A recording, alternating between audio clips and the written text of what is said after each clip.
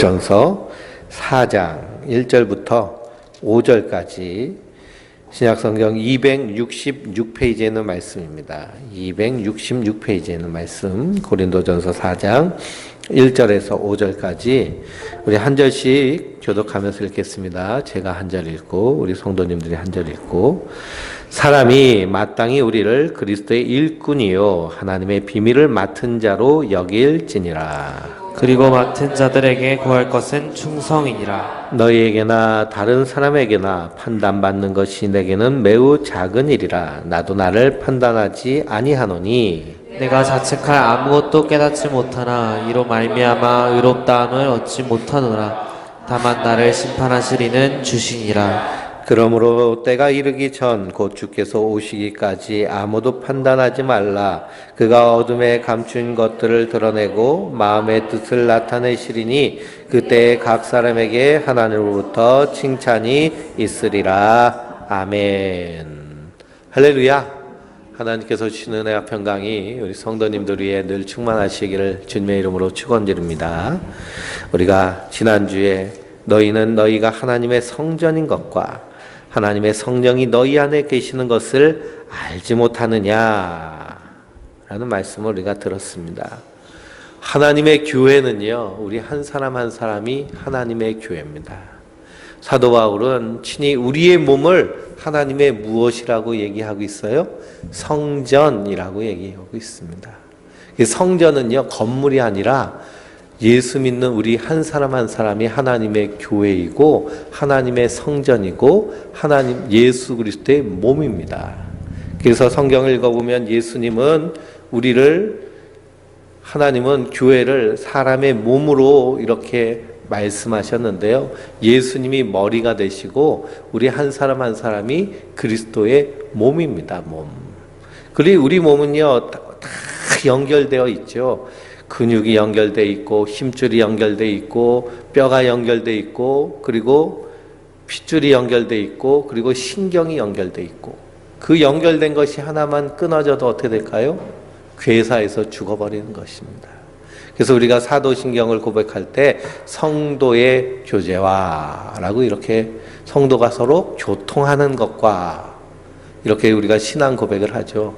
그러니 우리가 예수 그리스도 안에서 서로 교제하고 교통하고 서로 함께 한 가족처럼 살아가고 서로 사랑하는 것이 성도의 마땅한 삶인 줄 믿습니다. 저 몸이요, 따로따로 놀 수가 없죠. 우리 몸이 다 하나같이 움직이는 것처럼 하나님의 교회도 그리스도 안에서 하나같이 움직이는 자들인 줄 믿습니다. 뿐만 아니라 우리가 이 땅을 살고 있는데요, 이 땅을 살면서도 하나님 너희의 몸이 하나님의 뭐라는 거예요? 사도 바울은 성전이라는 것입니다. 성전. 그래서 지난주에도 말씀을 나눴지만 어떤 목사님이 항상 인사할 때 성전 관리 잘하셨습니까? 라고 이렇게 묻는다고 그러잖아요. 성전 관리 잘하셨습니까? 우리의 마음도 성전이지만 우리의 육체도 성전인 줄 믿습니다. 그러니 우리 육체도요, 잘 관리해야 됩니다. 그래서 9988-234 99세까지 팔팔하게 살다가 2-3일 앓다가 죽자. 금방 그냥 순식간에 가버리면 작별 인사도 못하니까요.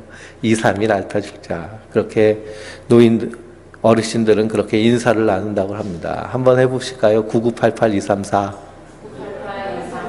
네.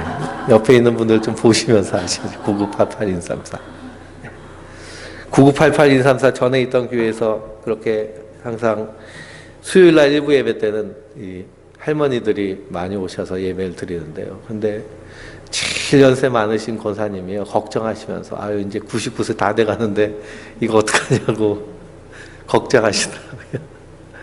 걱정할 것이 하나도 없습니다. 왜 그러냐? 하나님 나라를 그리스도께서, 예수님께서 우리에게 약속하여 주셨기 때문이죠. 그래서 우리 신앙의 싸움은 어떤 싸움이냐? 사람 앞에서 할 것이냐, 하나님 앞에서 할 것이냐의 싸움입니다. 신앙생활은요, 누구 앞에서 하는 걸까요? 하나님 앞에서 하는 것입니다. 하나님 앞에서 신앙생활을 한다라고 할 때 어디 가든지 그 사람은 한결같은 모습으로 믿음으로 서는 모습으로 서게 되는 줄 믿습니다. 근데 사람에게 보이려고 신앙생활을 하는 사람은요, 사람이 있을 때는 거룩거룩 사람이 없을 때는, 그리고 나 혼자 외딴 곳에 가서는 어떻게 되는 거예요? 자기의 썩어질 옛사람의 구습이 막 튀어나와서 옛 모습으로 돌아가는 것입니다. 그래서 신앙생활은요, 항상 하나님 앞에서 하는 것입니다. 성경을 보면 하나님의 눈동자가 7 눈동자가 있다라고 여러 성경에서 발견하고 있습니다. 눈이 7개가 있어요. 7개가. 그 괴물이냐? 그게 아니라 그건 상징적인 의미인데요. 7은 완전수입니다. 완전수. 눈이 7이다라는 것은 완전하게 통찰하여 보신다라는 의미가 담겨져 있습니다. 그러니 하나님이 선인이나 악인이나 불꽃 같은 눈으로 살피고 계시는 줄 믿습니다. 그러므로 우리를 사랑의 눈으로 돌보고 계신데, 그러니 우리가 어디 있든지 하나님 나를 항상 보고 계시다, 하나님 나와 함께 하시다라는 사실을 잊지 마시기 바랍니다. 예수님이 이 땅에 처음에 오실 때요, 천사들이 소리 높여 찬양하며 다윗의 동네에 구세주가 났으니 그 이름을 임마누엘이라 하리라 라고 사람들에게, 목자들에게 선포를 합니다. 예수님을요, 임마누엘이라고 천사가 선포한 것입니다. 임마누엘의 뜻은 무엇이냐 하면 하나님이 너희와 함께 하신다라는 뜻입니다. 하나님이 너희와 함께 하신다. 그래서 지나가시다 보면요, 임마누엘 교회가 있죠. 임마누엘 교회. 그 예수 교회를 한 번도 안 나가 본 사람은 저 뭐 이름이 이상하네, 임마. 그렇게 하는데, 임마누엘이란 하나님이 우리와 함께 하신다라는 뜻입니다. 하나님이 우리와 함께 하시기 위해서 사람이 되셔서 이 땅에 오신 분이 예수 그리스도십니다. 그분이 우리의 죄와 허물을 대신 지시고 십자가에 달려 죽으시고 부활하심으로 저 하나님 우편에 앉아 계시는데요. 그러시면서 우리에게 보내주신 분이 계신데 성령님이시죠. 성령님은 어디 계시는 거예요? 우리 안에 계시는 것입니다. 그래서 사도 바울은 고린도전서 3장 16절에 너희는 너희가 하나님의 성전인 것과 하나님의 성령이 너희 안에 계시는 것을 알지 못하느냐라고 말합니다. 성령이 어디 계시다는 거예요? 내 안에 계시다는 거예요. 내 안에 계시다. 그러니 성령께서 내 안에 계시면서요, 우리로 항상 권고하십니다. 말씀의 자리로 나오도록 권고하시고, 은혜의 자리로 나오도록 권고하시고, 하나님의 말씀을 깨달아 알 수 있도록 권고하시고, 그래서 그 안에서 깨닫게 하시는 은총을 우리에게 부어주시는 줄 믿습니다. 깨닫는 것이 은혜입니다. 미련한 자, 우리가 새벽에 잠언을 읽고 있는데요, 미련한 자가 많이 나옵니다. 미련한 자. 미련한 자의 특징은 무엇이냐? 도무지 깨닫지 못하는 것이죠. 그러니 하나님의 성령이 우리 안에 계실 때 하나님의 말씀이 깨달아지고 믿어지고 알아짐으로 우리가 하나님 아는 것과 믿는 것이 하나가 되어서 믿음의 장성한 분량에 이르게 될 줄 믿습니다. 그래서 신앙의 싸움은요, 항상 사람 앞에서 할 것이냐, 하나님 앞에서 할 것이냐. 사람 앞에서 하면 눈치 보게 되죠. 하나님 앞에서 하면요, 눈치 보지 않습니다. 그래서 요셉이라는 사람은 형들의 미움을 받아서 노예로 팔려갔는데요, 거기서도 그는 항상 하나님 앞에 선자로 섰습니다. 그러니 자기 팔자 신세 처지 한탄하지 않고요, 충성했습니다. 자기가 맡겨진 상황에 충성했다는 거예요. 하나님 내게 주신 꿈이 있는데 이 꿈이 이루어지기까지 나는 나의 자리에서 최선을 다하는 것이 충성입니다.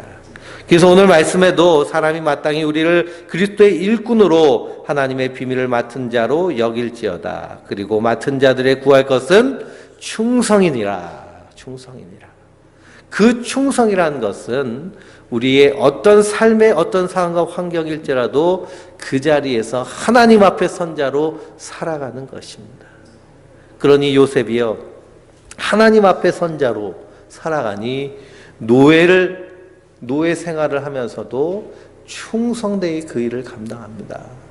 왜 그럴까요? 하나님을 섬기는 사람이 노예로 팔려왔다고 자포자기하고 인생 포기하고 막 살면 누구의 이름이 더럽힘을 받게 되나요? 하나님의 이름이 더럽힘을 받게 되는 것입니다.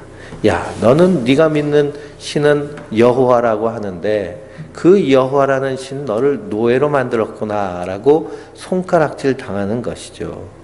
그래서 사도 바울도 사람이 마땅히 우리를 그리스도의 일꾼이요 하나님의 비밀을 맡은 자로 여길지어다라고 말하는 것입니다. 이것은 고린도 교회 성도들 향해서 말하는 겁니다. 나 사도 바울을 하나님의 일꾼, 그리스도의 일꾼으로 생각하라는 겁니다. 그리고 하나님의 비밀을 맡은 자로 여길 것이다라고 말합니다.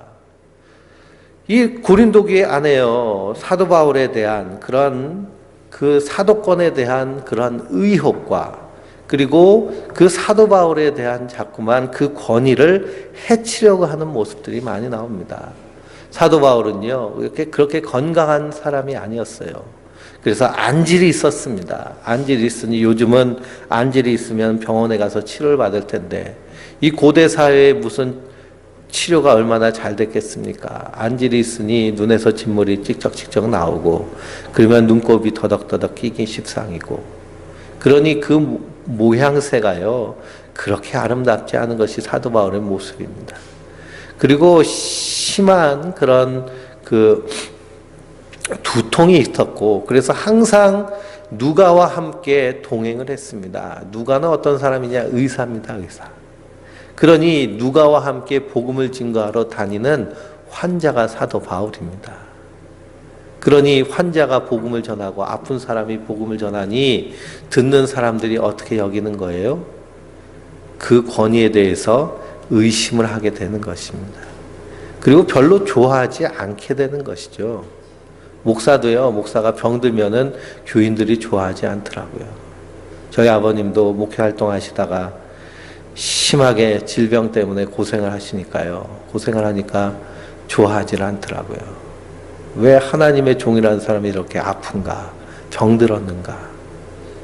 그렇죠? 그런데 사도 바울은 담대하게 말합니다. 내가 하나님의 그리스도의 일꾼이고 하나님의 비밀 맡은 자로 여겨라. 그렇기 때문에 맡은 자에 구할 것은 충성이니라. 내가 몸이 아프고 힘들지라도 나는 어떤 상황과 환경 가운데서도 충성한다 라고 말합니다. 그러니 권위를 인정할 것을 촉구하고 있는 것이죠.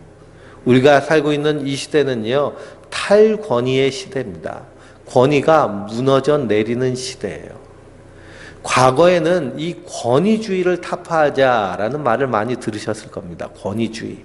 권위주의란 무엇이냐? 아버지기 때문에 그냥 명령하는 겁니다. 아버지기 때문에.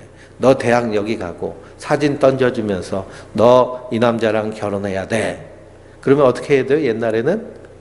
예? 옛날에는 결혼하는 것이죠. 이게 권위주의입니다.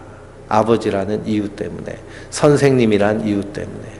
그것 때문에 많은 그런 가슴 아픈 일들이 일어났죠. 그래서 권위주의를 타파하자. 근데 너무 권위주의를 타파하다 보니까 뭐까지 타파했어요? 권위까지 타파했습니다.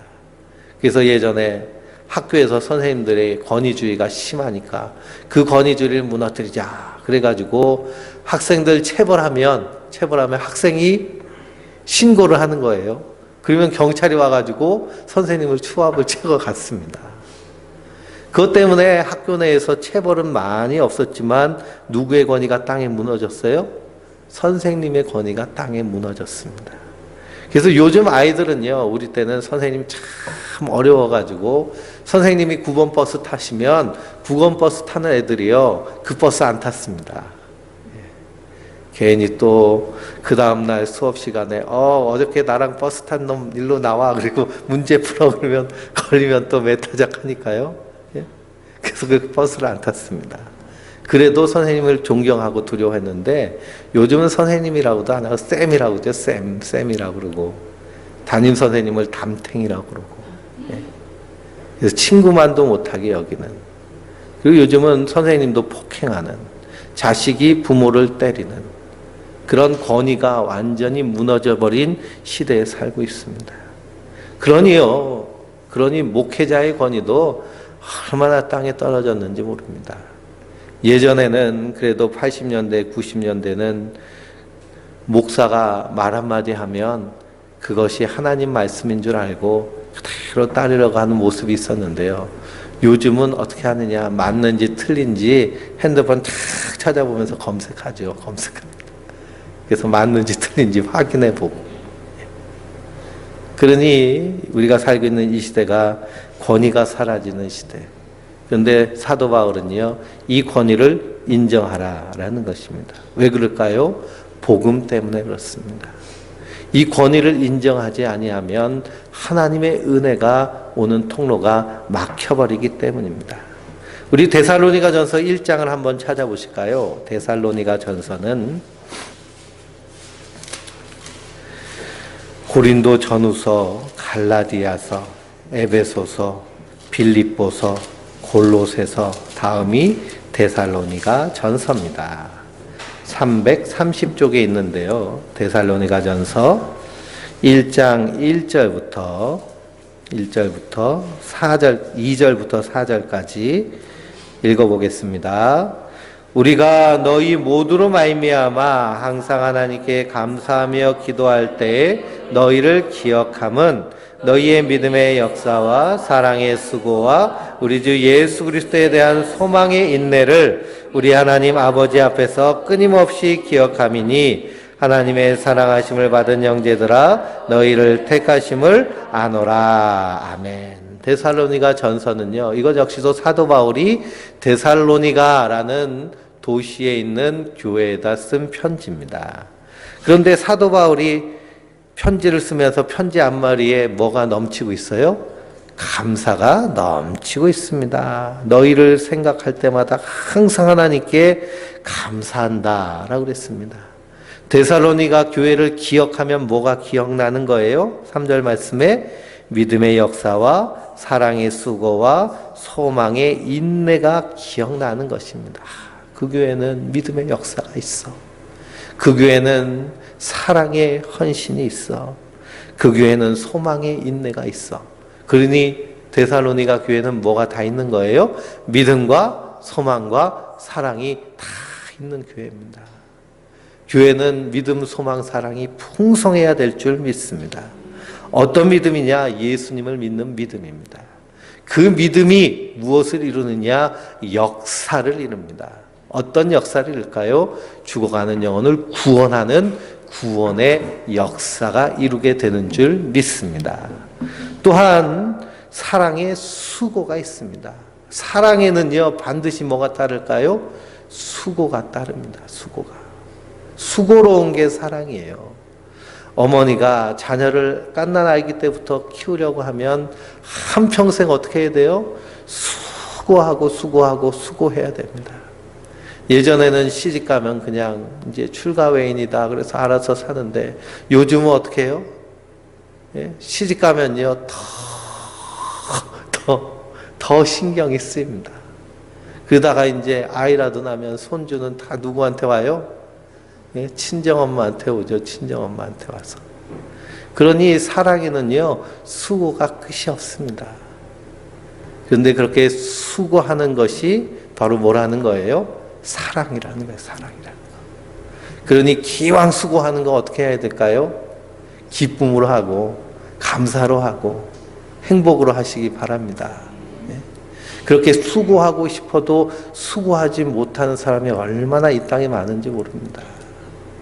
예전에 재작년 크리스마스 때 KBS에서 이 말기암 환자들, 젊은 말기암 환자들에 대한 이야기를요, 다큐멘터리 형식으로 해서 방송한 그 방송이 있는데요. 눈물 없이 보지 못하는데, 그 중에 한 엄마의 그런 간절한 소망이 뭐냐, 내년에 우리 애가 초등학교를 들어가는데, 그 초등학교 책가방을 싸주는 게 소원인 거예요.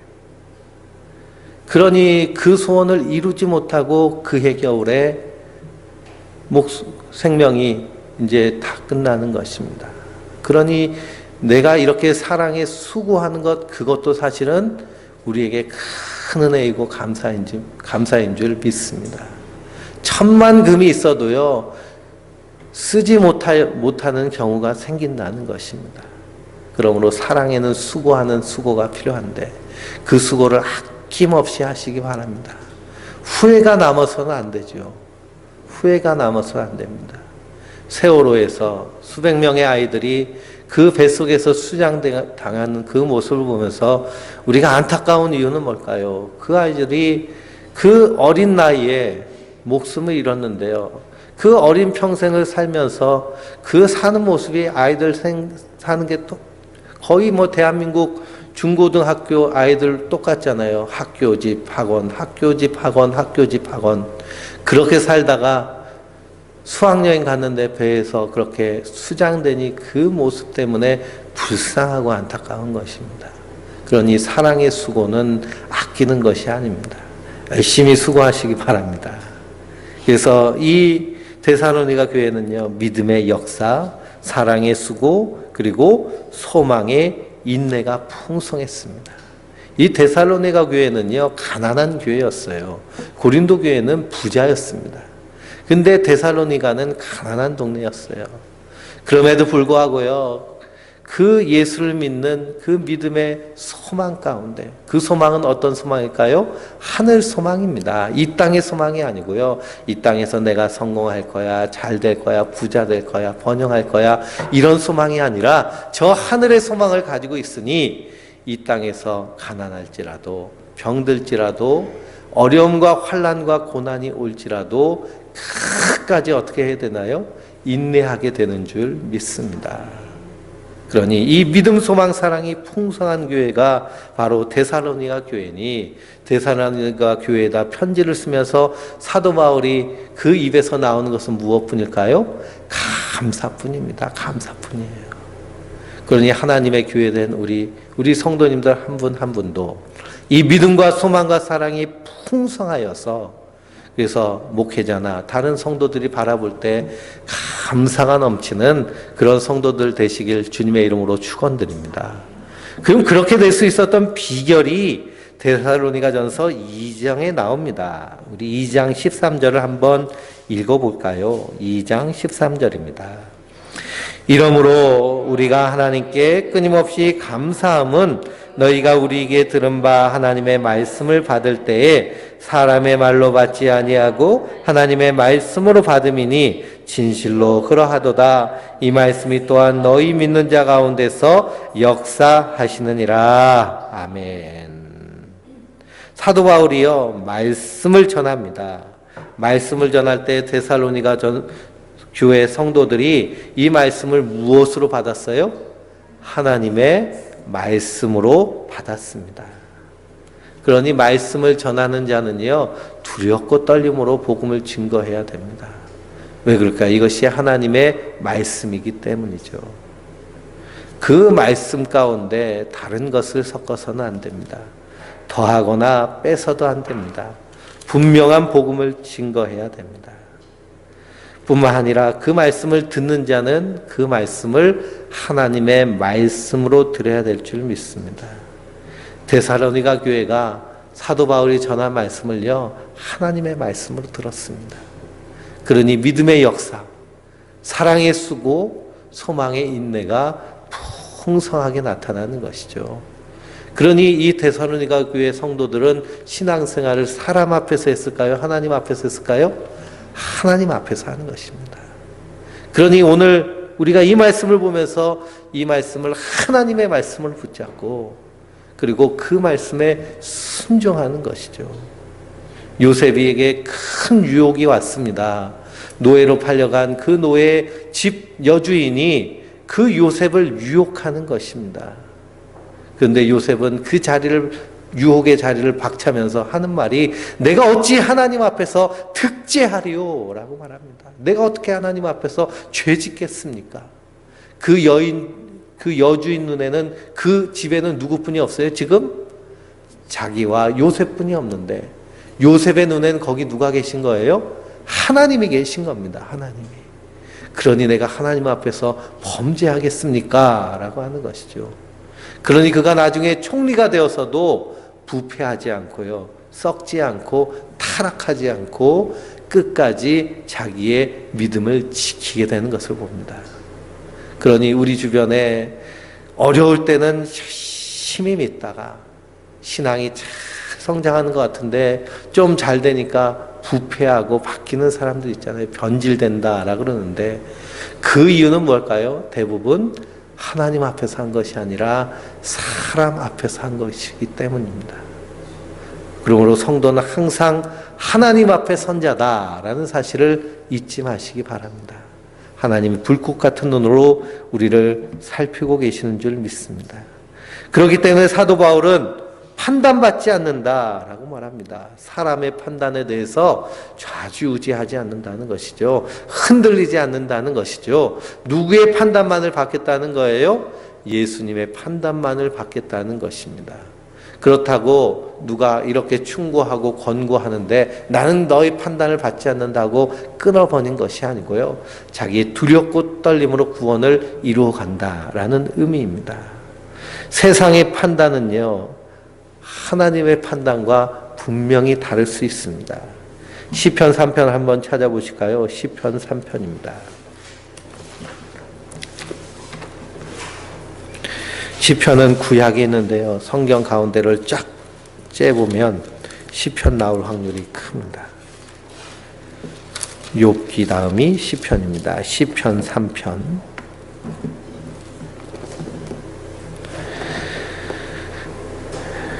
806페이지 우리 한 절씩 교독하면서 읽겠습니다. 여호와여, 나의 대적이 어찌 그리 많은지요. 일어나 나를 치는 자가 많으니이다. 많은 사람이 나를 대적하여 말하기를 그는 하나님께 구원을 받지 못한다 하나이다. 셀라. 여호와여, 주는 나의 방패시요 나의 영광이시요 나의 머리를 드시는 자신이이다. 내가 나의 목소리로 여호와께 부르짖으니 그의 성산에서 응답하시는도다. 내가 누워 자고 깨웠으니 여호와께서 나를 붙으심이로다. 천만인이 나를 에워싸 진친다 하여도 나는 두려워하지 아니하리이다. 여호와여, 일어나소서. 나의 하나님이여, 나를 구원하소서. 주께서 나의 모든 원수의 뺨을 치시며 악인의 이를 꺾으셨나이다. 구원은 여호와께 있사오니 주의 복을 주의 백성에게 내리소서. 아멘. 이 시편의 표제어를 보면 다윗이 그의 아들 압살롬을 피할 때 지은 시입니다. 압살롬은 아들이에요. 아들이 구테타를 일으켜서 아버지 왕을 몰아내는 것입니다. 그래서 저 이스라엘 광야로 쫓겨나요. 도망가요. 도망가니까 사람들이 손가락질합니다. 손가락질하면서 야, 너 하나님 믿는다 그러면서 하나님 어딨냐? 하나님 어딨냐? 이렇게 판단하고 손가락질 한다는 거예요. 근데 다윗은요, 그 손가락질에 막 좌지우지 했나요? 흔들리지 않죠. 그가 뭐라고 고백하느냐? 6절 말씀에 천만인이 나를 에워싸 진친다 하여도 나는 두려워하지 아니하리로다. 그러니 그가 5절에 내가 누워 자고 깨웠으니 여호와께서 나를 붙으심이로다. 누가 아무리 뭐래도 나는 꿈쩍하지 않고 평안히 잠잔다라는 것입니다. 왜 그럴까요? 사람의 판단을 받지 않는 것이 성도이기 때문입니다. 그럼 누구의 판단을 받는 자일까요? 예수님의 판단을 받는 자입니다. 그러니 사람이 뭐라고 해도 성도는 흔들리지 않습니다. 그러나 자기를 항상 어느 잣대로 비춰봐야 돼요? 하나님의 말씀의 잣대로 비춰봐야 됩니다. 그리고 두렵고 떨림으로 자기의 구원을 이루어가는 자인 줄 믿습니다. 그렇지만 누가 뭐래도요, 성도는 사람의 말에 흔들리지 않습니다. 사도 바울도요, 흔들리지 않습니다. 고린도 교회 교인들이 사도 바울이 이상하다. 하나님 믿는데 왜 저렇게 아프고, 하나님 믿는데 이렇게 설교하면서 이렇게 눈곱이나 끼고 그렇게 비난하고 판단하고 하는 거에 흔들리지 않겠다라는 것입니다. 흔들리지 않겠다. 성도도 마찬가지인 거예요. 악한 마귀는 어떤 불화살을 쏘는지 거기에 믿음의 방패, 하나님의 믿음의 방패로 그 불화살을 막고 하나님의 말씀의 검, 그 성령의 검을 붙잡고 이기는 자인 줄 믿습니다. 근데 우리의 인생은 어떤가요? 누가 나에게 안 좋은 소리 하나만 해도요, 그게 마음에 콕 꽂혀가지고 몇 날 며칠 잠을 못하고 이를 갈기도 하고 화를 내기도 하고, 그런 것이 우리의 연약한 모습입니다. 그렇기 때문에 날마다 누구를 의지해야 돼요? 십자가 의지하고 주님만 바라보고 주의 말씀을 붙잡아야 될 줄 믿습니다. 그래서 이 다윗과 같이 천만인이 나를 에워싸 친칠지라도 나는 두려워하지 않겠다라고 하는 믿음의 담대함을 가지고 승리하는 하나님의 사람들 되시길 주님의 이름으로 축원드립니다. 우리 6절부터 고린도전서 4장 6절부터 8절까지 읽어보겠습니다. 한 절씩 읽습니다. 형제들아, 내가 너희를 위하여 이 일에 나와 아볼로를 들어서 본을 보였으니 이는 너희로 하여금 기록된 말씀 밖으로 넘어가지 말라 한 것을 우리에게서 배워 서로 대적하여 교만한 마음을 가지지 말게 하려 함이라. 누가 너를 남달리 구별하였느냐? 내게 있는 것 중에 받지 아니한 것이 무엇이냐? 네가 받았은즉 어찌하여 받지 않은 것 같이 자랑하느냐? 너희가 이미 배부르며 이미 풍성하며 우리 없어도 왕이 되었도다. 우리가 너희와 함께 왕 노릇하기 위하여 참으로 너희가 왕이 되기를 원하노라.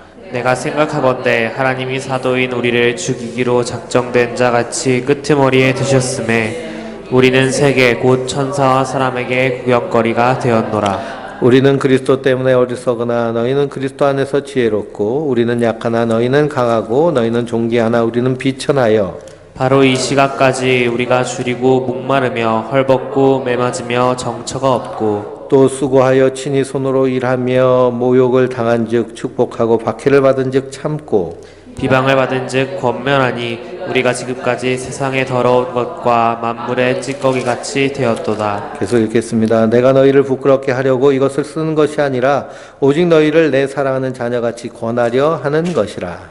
그리스도 안에서 일만 스승이 있으되 아버지는 많지 아니하니 그리스도 예수 안에서 내가 복음으로써 너희를 낳았음이라. 그러므로 내가 너희에게 권하노니 너희는 나를 본받는 자가 되라. 이로 말미암아 내가 주 안에서 내 사랑하고 신실한 아들 디모데를 너희에게 보내었으니 그가 너희로 하여금 그리스도 예수 안에서 나의 행사 곧 내가 각처 각 교회에서 가르치는 것을 생각나게 하리라. 어떤 이들은 내가 너희에게 나아가지 아니할 것 같이 스스로 고만하여졌으나 주께서 허락하시면 내가 너희에게 속히 나아가서 교만한 자들의 말이 아니라 오직 그 능력을 알아보겠으니 하나님의 나라는 말에 있지 아니하고 오직 능력에 있음이라. 너희가 무엇을 원하느냐? 내가 매를 가지고 너희에게 나아가랴. 사랑과 온유한 마음으로 나아가랴. 아멘. 그래서 사도 바울이 고린도 교회 성도들을 향하여서 나는 판단받지 않는다. 근데 너희는 이렇게 판단하니 너희 이 판단함이 옳지 않다라고 말씀하시죠. 그러면서 기록된 말씀 밖으로 넘어가지 말라라고 합니다. 기록된 말씀 밖으로 넘어가지 말라. 기록된 말씀 즉 복음입니다. 복음 밖으로 넘어가지 마라. 그렇죠? 이 복음 안에서 우리의 구원은요, 하나님의 은혜, 선물로 주어지신 것입니다. 성령님이 우리 안에 임하신 것도요, 우리가 잘나서 훌륭해서 똑똑해서 우리 안에 계신 걸까요? 아니죠. 은혜로 주어진 것입니다. 그러니 고린도 교회에 풍성하게 나타난 성령의 은사들도요, 그들이 막 30일 작정기도 하고 40일 금식기도 하고 무엇해서 그 은사를 받은 건가요? 아니요. 하나님의 은혜로 받은 것입니다. 하나님의 일을 하라고 주신 겁니다. 잠언서를 읽어보면 하나님의 지혜는 하나님이 주시는 것이죠. 내가 어떻게 가질 수가 없는 것입니다. 그런데 고린도 교회 교인들은 스스로 어떻게 생각한 거예요? 내가 잘나서 받았다. 그러니 네가 높으니 내가 높으니 시기 분쟁 다툼이 일어나는 것이죠. 기록된 말씀 밖으로 넘어가지 말라라는 것은 이 복음 안에서 성도는 오직 은혜로 사는 자다라는 것입니다. 하나님 주지 않으시면요, 우리는 그냥 넘어지고 깨지는 자가 바로 우리 인생이라는 것입니다. 그러므로 우리도 항상 두렵고 떨림으로 하나님의 말씀 가운데 서야 되는 줄 믿습니다. 그러면서 사도 바울이 고난을 받죠. 이 고난에 대해서 만물의 찌꺼기 같이 되었다라고 그랬습니다. 만물의 찌꺼기 같이 되었다. 그렇게 고난 가운데 있는 이유는 바로 우리가 욥기서를 살펴보면서 깨달은 바와 같이 고난을 통해서 십자가로 가까이 하게 하시는 그런 하나님의 은혜, 사람을 의지하지 않고 하나님만을 바라보게 하시는 하나님의 뜻이다라고 사도 바울은 선언하고 있는 것입니다. 우리 인생 자체가요, 고난의 연속입니다. 예수를 믿든 믿지 않든 고난이 항상 있습니다. 그래서 우리 인생은요, 고난을 통해서 살아가는 것이 우리 인생입니다. 그런데 성도에게 주신 고난을 통해서 하나님이 원하시는 것은 무엇이냐 하면 바로 이 고난을 통해서 예수님의 십자가의 고난을 알게 하시고 그 십자가의 고난을 마음으로 깨닫게 하시고 주님과 함께 그 고난의 길을 가기를 기뻐하게 하시는 것입니다. 그리고 둘째로는 세상을 향해서 정뛰게 하시는 것입니다. 그래서 이 땅을 살아가지만 이 땅에 소망을 두지 않고 어디에 소망을 둬요? 하나님 나라에 소망을 두는 것입니다. 이 땅에서 많이 있든지 없든지 하늘의 소망을 가지고 있으니 이 땅에서 내게 있는 그런 상황과 형편에 따라서 하나님을 섬기며 사랑의 수고를 하고 소망의 인내로 서는 것이 성도의 모습인 줄 믿습니다. 이렇게 하기까지 고린도 교회 성도를 향하여서 사도 바울은 나를 본받는 자가 되라 라고 말합니다. 나처럼 신앙생활을 해라. 나처럼 복음을 듣고 그렇게 행하라 라고 말합니다. 그러니 사도 바울이 얼마나 자기의 신앙에 대해서 분명한 확신을 가지고 있는지 우리가 알 수 있습니다. 그러므로 우리 성도들도 항상 하나님 말씀에 붙잡혀서 하나님 말씀에 집중하여서 우리의 신앙생활은 사람 앞에서 하는 것이 아니라 하나님 앞에서 하는 것이다 라는 사실을 잊지 마시기 바랍니다. 또한 사람이 무엇라 할지라도 우리는 흔들리지 이유가 없습니다. 그러나 우리는 하나님 앞에 하는 자들입니다. 그렇기 때문에 하나님의 말씀을 우리가 깊이 묵상하며 두렵고 떨림으로 우리의 구원을 이루어 가야 할 줄 믿습니다. 뿐만 아니라 강단에서 흘러나오는 이 말씀이 하나님의 말씀으로 듣고 그리고 그 말씀대로 순종할 때 그 안에서 하나님의 역사가 우리 인생 가운데 능력으로 나타날 줄 믿습니다. 그래서 하루하루 살면서 야, 정말 하나님이 계시는구나. 하나님이 이렇게 인도하시는구나. 하나님의 뜻이 이거였구나. 그래서 심리학에서는요, 뭔가 풀리지 않던 것들이 깨달아질 때 나오는 반응을 아하 반응이라고 그럽니다. 아하 반응. 저 뭔가 문제를 풀다가요, 뭔 얘기인지 하나도 모르는데 갑자기 탁 터질 때가 있어요. 그러면 아하, 이거구나. 그 다음부터는 어때요? 술술술 풀리는 겁니다. 마찬가지로 하나님도 우리 안에서 이 깨닫게 하시는 은혜를 주십니다. 그러기 위해서 어떻게 해야 돼요? 말씀의 5손가락 읽고 듣고 쓰고 연구하고 묵상하고 읽고 묵상하고 쓰고 묵상하고 듣고 묵상하고 연구하고 묵상하고. 그러니 성경은요, 목사만 연구하는 것이 아니라 누구도 연구하는 거예요? 우리 성도님들도 연구하셔야 돼요. 성경책이 깨끗해서는 안 됩니다. 저도 설교 준비를 하고 원고도 다 써보고 해봤는데요. 그냥 성경책에다가요, 이렇게 밑줄 쫙쫙 꺼놓고 낙서 팍팍 하면서 메모하고 그러면서 이렇게 설교 준비하고 성경 연구하는 것이요, 가장 효과적인 것입니다. 그러니 성경책이 차근차근 하면, 저분은 성경 좀 읽으시는 분이시구나. 그러니 성경책이 10년이 지나도록 새 책 같아가지고 잘 안 넘어가가지고 그냥 침을 이렇게 발라야 되고 그런다면 회개하시고, 예? 회개하시고. 예, 어떤 부흥사 목사님이 신앙이 있다 그래요. 그렇죠? 주일날만 먼지 쌓인 성경 툭툭 털어가지고 오는 그런 모습이 아니라 하나님 말씀, 이 기록된 말씀을 우리가 온전히 알아야, 그래야 하나님 아는 것과 믿는 것이 하나가 되어 믿음의 장성한 분량에 이르고 하나님 앞에 선자가 될 줄 믿습니다. 그러므로 그 풍성한 하나님의 말씀 가운데 날마다 하나님을 경험하며 체험하는 하나님의 사람들 되시길 주님의 이름으로 축원드립니다. 우리 200제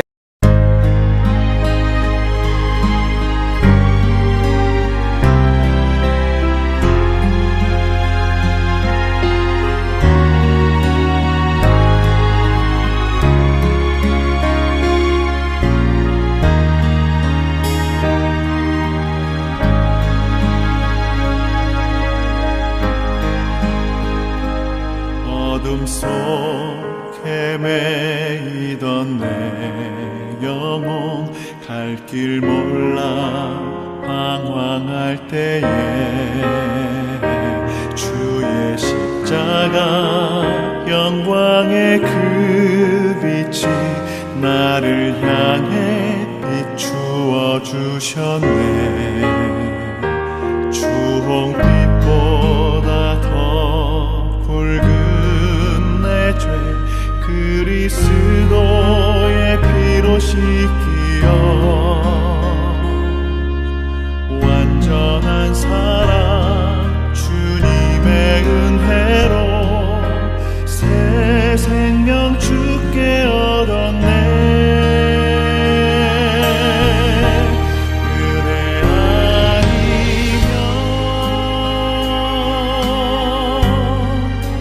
서지 못하네. 십자가의 그 사랑 능력 아니면 나서지 못하네. 그대 아니면 나서지 못하네. 놀라운 사랑 그 은혜 아니면 나서지 못하네.